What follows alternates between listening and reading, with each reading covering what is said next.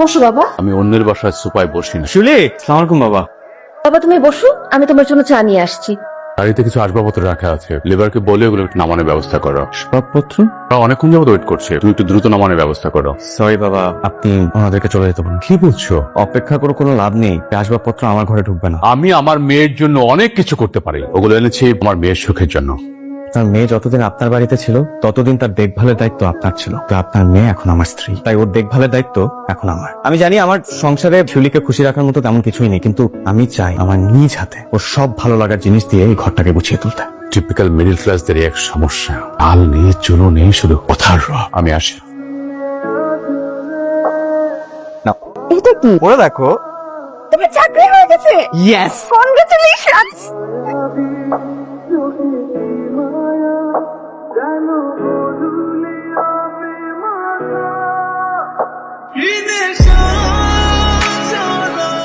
মা ফোন করেছে। ধরো কি বলো দেখো। আচ্ছা পরে জানাচ্ছি তোমাকে। কি বললো? আমি মা বাবার অ্যানিভার্সারি, তাই তোমাকে আমাকে যেতে বললো। ও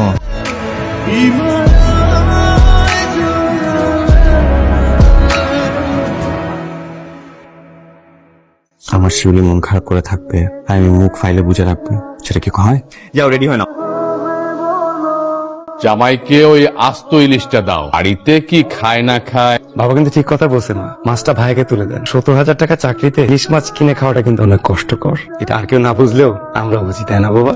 আসলে বাবা জানেন, প্রপার মানি ম্যানেজমেন্টটা করতে পারলে না 17,000 টাকাতেও মাছ মাংস খাওয়া যায়। আমরা হয়তো এত বড় মাছ প্রতিদিন খাই না, তবে সপ্তাহে 2-4 দিন তো খাওয়াই হয়। ওই যে বাবা একটা কথা আছে না, বললো কথা সবার মাঝে, যার কথা তার প্রাণে বাজে। এখানেই ভুল করলে ছোট ভাই। আমার হয়তো টাকা পয়সা নাই, এখানে বুদ্ধিটা আছে। তুমি জানি কি একটা ফোন চালাও, ওই যে আইফোন 16 প্রো ম্যাক্স, শুনেছি এটা নাকি বিশাল বড় স্পেস, মানে মেমোরি অনেক বড়। তো এই ফোনটার মেমোরির মতো নিজের মনটাকে একটু বড় করতে শিখো। দেখলেন বাবা, ভাই কিন্তু রীতিমতো আমাকে অপমান করলো। এভাবে আর যে খাওয়া যায়? ও বসো বসো। কোনো দুষ্টুমি করছো? বসো তো। আফসানা, আমি খাওয়া দাওয়ার পরে কিছু খাবার ওদেরকে প্যাকেট করে দিও। রাতের খাবার অন্তত পক্ষে আমার মেয়েটার কষ্ট করে পাক করতে হবে না। নিজের সংসারে রান্না করাটা তো কঠিন কোনো কাজ না বাবা। আর আমি তো বেশ আরামেই আছি। হ্যাঁ সেটা তো তোকে দেখিয়ে বোঝা যায়। শিলা, তোমাকে আর খেতে হবে না, ওঠো। কি বলিস তুই?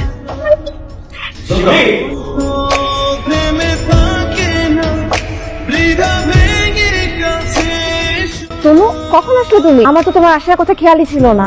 গেট ওপেন কেন? কেউ যদি হঠাৎ করে ঢুকে যায় কি হবে? এভাবে কেন কথা বলছো? কিভাবে কথা বলবো আমি?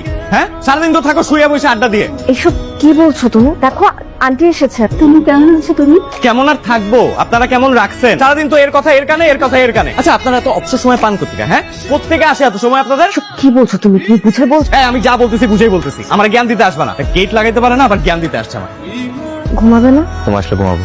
তোমার কি হয়েছে তনু? সবকিছুর মধ্যেই রহস্যের গন্ধ পায়, তাই না? কিছু হয় নাই আমার। তুমি এভাবে কেন কথা বলছো আমার সাথে? আজকাল কেমন যেন বদলে গেছো। কি হয়েছে বলো না। আচ্ছা তুমি কি আমার কথা বুঝতে পারতেছো না? প্লিজ আমার চোখের সামনে থেকে যাও, যাও প্লিজ। যাবা না? না আমিই যাই।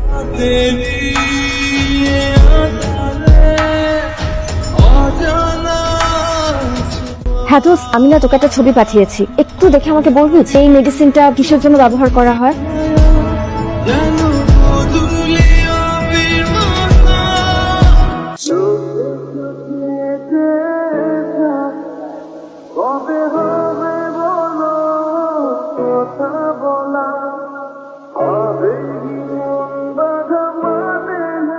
দেখুন তনু সাহেব, এখন যে সিচুয়েশনে আছে, আসলে রুটিন মাফিক নিয়ম মেনে জীবনযাপন করলে খুব রেয়ার কিছু পেশেন্ট সুস্থ হতে পারে। এমনি আরে তনু সাহেব, অফিস থেকে ফেরার পথে সেদিন হঠাৎ আমার প্রচন্ড শরীর খারাপ হয়েছিল। কি করবো বুঝতে পারছিলাম না। আমি শিউলিকে এতটাই ভালোবাসি যে তার বিন্দু মাত্র কষ্ট সহ্য করার ক্ষমতা আমার নাই। আমার অসুস্থতা না হয় আমারই থাকুক, কিন্তু আমার মানুষটা সুখে থাকুক। তাই আমি এতদিন ইচ্ছে করে শিউলির সাথে খারাপ ব্যবহার করেছি, যেন সে বিরক্ত হতে হতে আমার জীবন থেকে চলে যায়। এই ক্ষুদ্র জীবনে যে সুন্দর স্মৃতিগুলো সাক্ষী সে আমাকে করেছে, তা আমার জন্য বাকি জীবন কাটিয়ে দিতে যথেষ্ট।